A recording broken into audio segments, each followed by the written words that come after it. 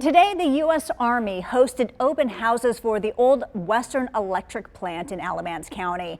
That's where federal contractors found contaminated soil that was also reaching the surrounding neighborhood.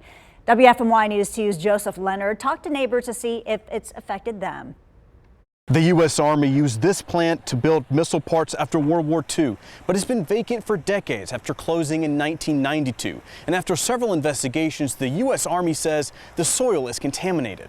We had failed a little bit in communicating with the public, so that's something that we want to address. After several investigations starting in 2016, the Army became concerned. They're worried a chemical used to degrease seeped into the soil. Some of those degreasers were spilt onto soil and entered the groundwater, and that's kind of what we have been cleaning up this past year. But the Army says it doesn't believe the contamination levels are harmful to the people in the area. John Bakaches owns the Western Charcoal Steakhouse and has for 53 years. Even though he sits just a few feet away, he says he's not worried about his health. Nothing. I had my property checked because I had a loan at that time and found my property clear.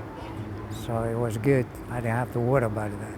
But for the neighborhood north of the plant, some people are still worried the contaminated ground soil may have migrated that way. And the Army says it's been doing its best to stop it from spreading off-site. Back in February, they got to work. As with all subsurface contamination, you can't see it, you're shooting blind, and it's very stubborn. It gets in the gaps in the soil. But unfortunately, it's much faster to contaminate something than it is to remediate something. Now, the Army says they don't believe the contamination levels are dangerous to the people who live nearby. But neighbors tell us they don't trust that. One telling me he's not taking any chances. He says he's been buying bottled water for years.